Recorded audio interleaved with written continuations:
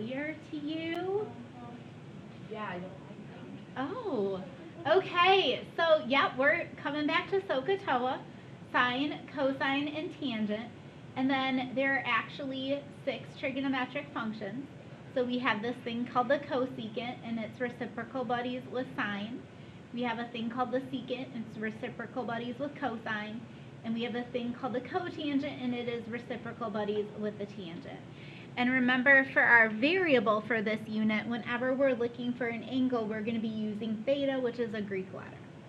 So you added this in for me, right? All those things? Perfect. Okay, so this is a right triangle. The side across from the right angle is always going to be your hypotenuse. I will always tell you which angle is theta. There will be 2 choices. And so I'll tell you which one is theta. I'm not going to make you guess. It's not like one of those, like, I'm thinking of a number between 1 and 10. Like, I'm thinking of which angle is theta. Can you guess which one? It's not a game like that. I will always tell you which angle is theta. If this is theta, this side is my adjacent because it's like right there, right next door. And then this side is opposite. And I always label my hypotenuse first because otherwise you're like, well, wait, which one's the adjacent? Because that one's right there too. So I always label my hypotenuse first so I know which is which. Okay, so we are creating fractions or ratios here. And let's get started. So I heard somebody say it. What's the little, I don't know, it's not a phrase. SOHCAHTOA, yeah. SOHCAHTOA. All right, so that's what we need to remember. And that means my sine is my opposite divided by my hypotenuse. What's my opposite? 4. What's my hypotenuse? 5. Boom, done. Cosine. Ka. Adjacent divided by hypotenuse. What fraction do I get there? 3 over 5. Tangent is TOA. What's opposite over adjacent? 4 over 3. Now, when you get fractions that are improper like this, you can leave them improper. You don't need to change them. I would actually prefer this. So leave your fractions like this. However, if you can reduce them, you should. And we're going to come across some examples where you get a square root in the denominator, and we can't leave that there either. And we'll remind you how to do a little process called rationalizing. Now, when I set these up, I always set these up side by side. And these two side by side. And these two side by side.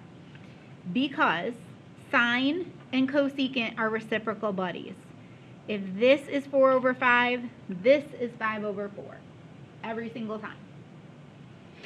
The same thing with cosine and secant. If that's 3/5, this is 5/3. And if I know the tangent, then the cotangent is 3 over 4. We also don't want decimals. I know decimals can get kind of tempting sometimes, especially when you do something on the calculator. And you're like, oh, but it gave me the decimal. Nope, we want fractions. They can be improper, but they do need to be reduced. How are we doing so far? We okay out there in math land? All right, let's do some harder problems because they're not all going to be a nice 3, 4, 5. However, 3, 4, 5 is the most used right triangle because it's kind of easy and basic to work with. All right, it says, find the values of the 6 trigonometric functions. It didn't tell us what theta is. Let's make theta be here. This will be theta. All right. Oh no, I'm missing a side. What should I do? Cry. Yes, I could cry. What else? Do we have, did somebody give us a theorem? I think he's on my wall. He is!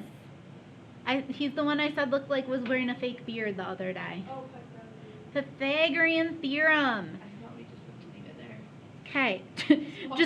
just leave it and walk away. Yeah. It's not good. Leave it and walk away. Okay. So remember, a squared plus b squared equals c squared. And a and b are the legs of your triangle, and c is always going to represent the hypotenuse. And again, the hypotenuse is the side across from your 90-degree angle. So let's do some math and figure out what this is. So we have 16 plus 49. So that's going to give me 65. And that is equal to c squared. So if I know what c squared is, how can I find c? Square root. Now, because I'm finding a distance, normally when I square root something, I need plus or minus. But if I'm finding a distance, could this ever be negative? Do you ever travel negative 12 miles to grandma's house? No, it's not a thing, right? So we just want the positive answer. And believe it or not, we're going to leave it as the square root of 65. If you can reduce it, you should, but we can't. There's no way to reduce this. This is what it is. Okay? So let's write it in so it's living in the picture in the correct spot, because I don't know about you guys, but having it in the diagram is helpful for me. Okay, let's write out our 6 things, and we're going to write them the exact way they were written up here. So I need to find sine theta, and again, I'm going to set cosecant right across from it. I need cosine theta, and secant's going to be right across. Tangent, cotangent.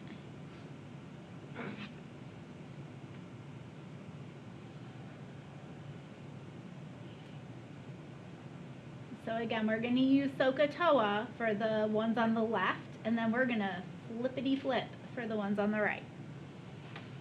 All right, sine, opposite over hypotenuse, yes? What's my opposite? 4, what's my hypotenuse?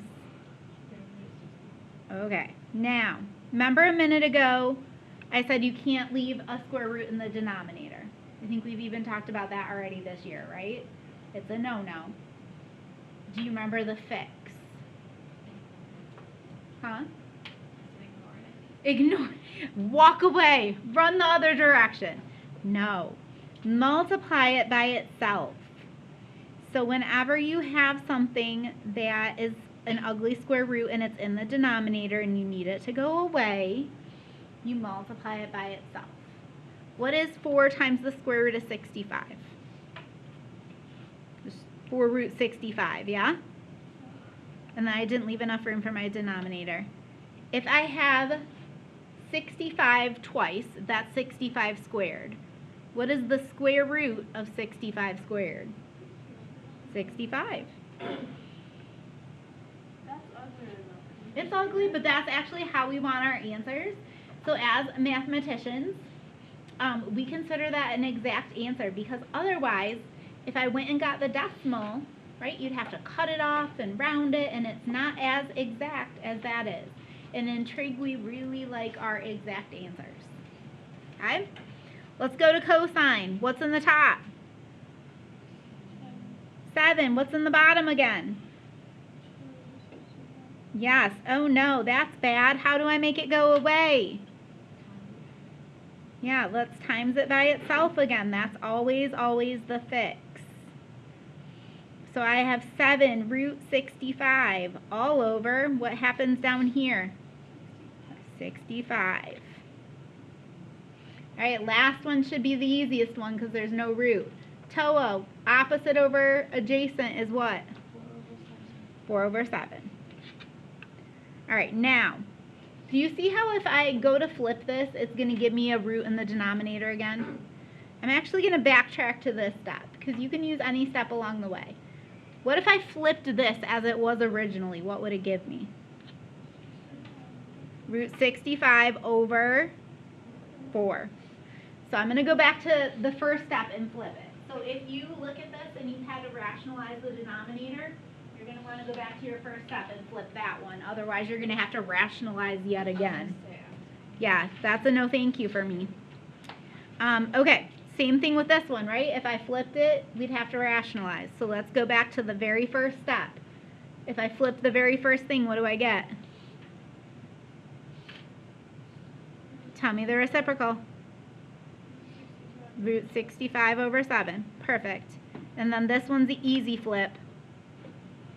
7 over 4, yeah? Okay. How'd we do? Are we all right? Okay, I'm going to have you do number 2 by yourself. Oh, it didn't give us theta. Let's put theta somewhere else. Oh, let's get wild and put it at the top. Watch out. Wild stuff. Okay. Oh, no, they didn't give me a side. What should I do? My acting is terrible, you guys. Okay. Give up. Just that none of us like this.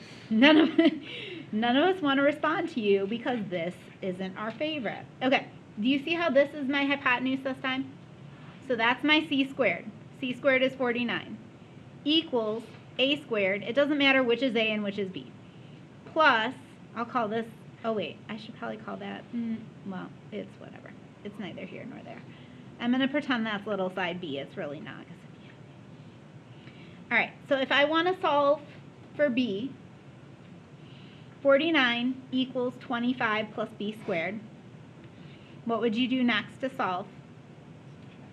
Subtract it over. So 24 equals b squared. Then what? Square root. So b equals the square root of 24. Now, we can simplify that. Do you agree 24 is the same as 4 times 6? Yes, no? Okay.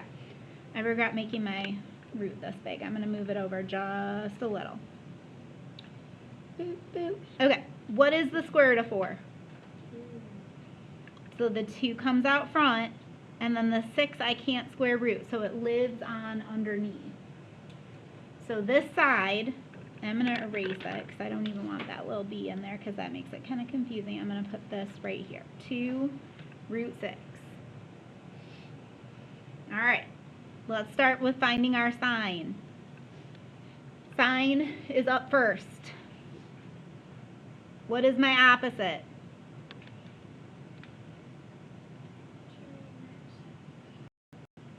What's my opposite? My theta's up here now. Remember, we got crazy. 5 over 7. So if I go over here and I do my cosecant, let's just do the buddy. What's the buddy? 7 over 5. All right, let's move on to cosine. So our theta tells us where our adjacent side is and our opposite. Yeah, so this is my opposite now. This is my adjacent because it's opposite, yep. And then the hypotenuse is always this side, the side that's across from the 90-degree angle. Okay, let's go to cosine next. Ka. What would be in my numerator? What's in my denominator? 7. Do we care that there's a root in the numerator? No, that's fine. So let's go over to our secant. Now, the secant's a problem though, right? Because I get 7 over 2 root 6. Well, that kind of sucks. So if I have a root 6, I'm going to multiply it by itself. Top and bottom. So I get in the top 7 root 6. In the bottom, the fact that you're multiplying it by itself undoes the square root. Agree? Okay. So I have this 2, and it's being multiplied by a regular old 6 because the square undoes the square root. So 2 times 6 is 12. And then always be on the lookout because sometimes once you get this far, you can also then simplify the fraction. We can't here, which is good news for us, but sometimes you can. All right, next part, tangent. TOA. What is my opposite? 5 over my adjacent. 2 root 6. Okay, so I'm going to have to deal with that, aren't I? Okay, before I deal with it, let's go to cotangent. If I flip it, what am I going to get for the reciprocal? 2 root 6 over 5. So that's out of the way. Let's go back here. What should I multiply top and bottom by? Root 6, top and bottom. In the top, I now have 5 root 6. In the bottom, remember these two, the roots undo the fact that it becomes a square. So this is just going to be 6 times 2, which is 12. And again, if I could reduce this fraction, I would, but 5/12 is already as reduced as we can go. When you're ready, I'm going to have you flip.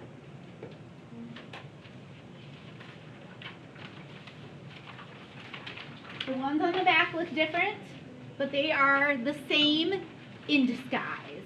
Dun dun dun. I was like doing this whole thing. Why don't you just stop? Well, we are doing basically the same thing again. Okay.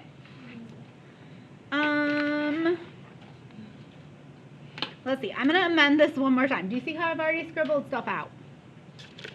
I'm going to amend this one more time. We're only going to do one of these. I think one will be plenty because we just did a bunch. What do you guys think? Yeah. Let's do -6, 12. That'll be my only problem. I want the negative one. Okay. I don't care where you do this problem. I'm probably actually going to work down here because then I've got some space. Here are your new directions. And they're going to be the same as the ones in your homework. So that way you won't be thrown when you get to the homework and you're like, this isn't the same. It is. Alright, it says the terminal side of theta is given in standard position. Find the 6 trigonometric values. At first, it's like, that's not even close to what we were just doing. I hate this, but I promise it is actually the same thing. Draw me a graph, please.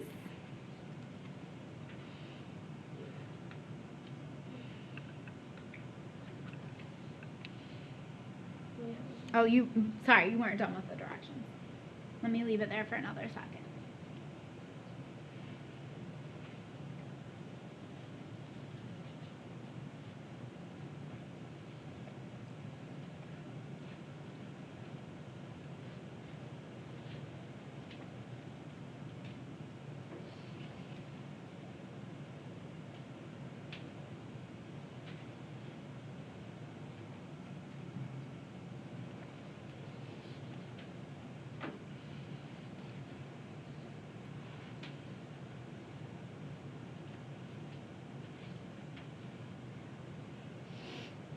All right, now are we ready? Can I slide up? Okay. If you were graphing the order pair 6, -12, where would it live? Yeah, over 6 which way? This way, right? 1, 2, 3, 4, 5, 6. And up 1, 2, 3, 4, 5, 6, 7, 8, 9, 10, 11, 12. I regret those numbers. Anyway, it's up here. You're going to take that point and you're going to bring it down and turn it into a triangle. So it looks like the stuff we've just been working with. Do you see how that gives me a right angle? So you're always going to drop it down and make it into a triangle. How long is this side? 6. And again, because we're thinking about it as a distance at this point, it's a positive 6. Right? Like I get that I graphed it 6 units this way, but the distance is 6. Okay? Oh.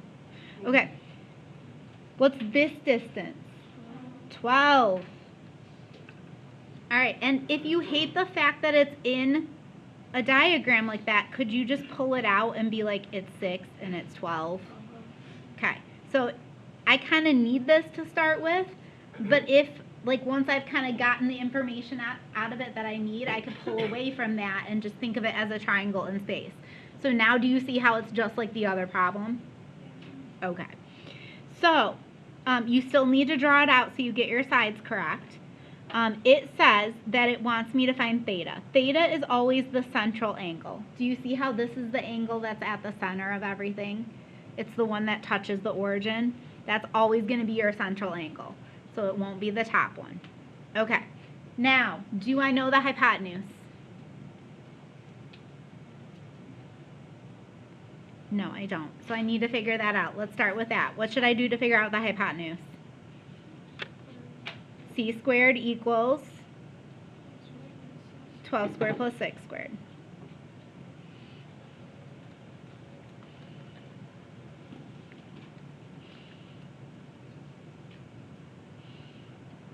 So I get C squared equals 180. All right. so I'm going to start dividing in some perfect squares. I think I figured out what goes in. Okay, so I'm going to square root each side. Good. C equals, and again, normally we have a plus or minus, but minuses don't make sense in this world where we're thinking of distances. So we get C equals the square root of 180. 180 is the same as 36 times 5. What is the square root of 36? 6. And I can't take the square root of 5, so it's going to be 6 root 5. Okay, I'm going to freeze my dot cam. You're going to try this one without me. Find all 6. So find your sine, find your cosine, find your tangent, find all the things.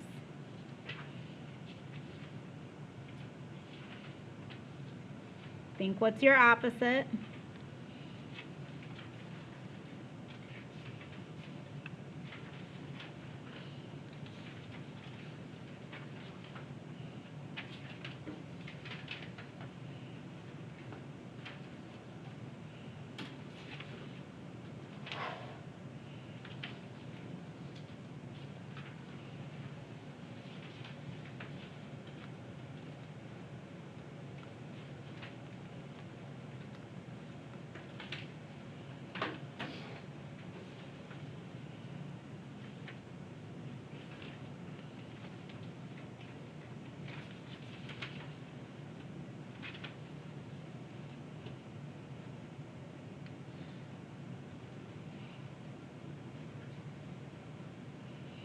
These are trickier to reduce, so be careful.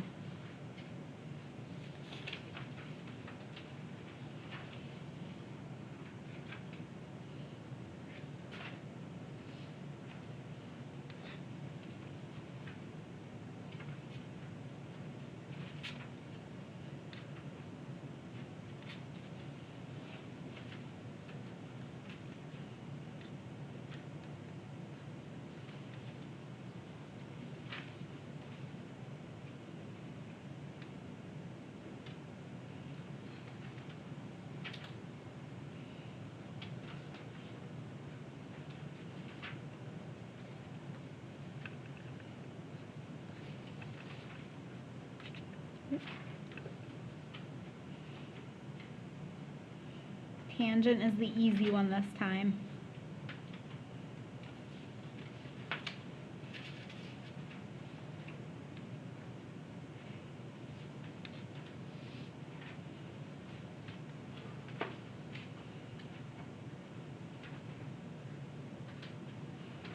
Alright, I got my answers, but ooh, those took me a second. I had to reduce a lot.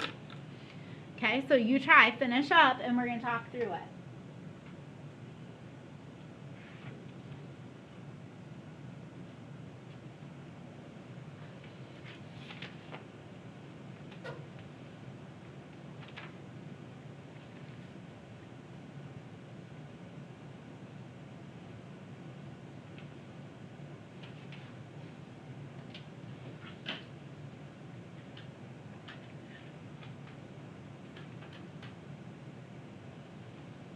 Christina, you always have the best shoes.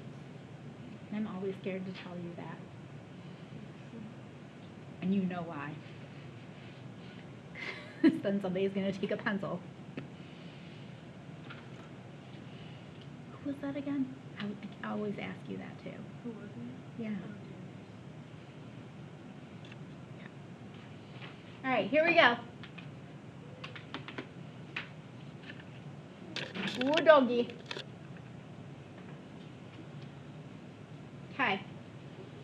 So I had 12 over 6 root 5, and I was like, oh no. So I multiplied by root 5 on top and bottom. When you multiply 6 by 5, it's 30. So now I've got this 12 over 30 situation, and I need to reduce it. That reduces to 2/5. So I've got 2 root 5 over 5.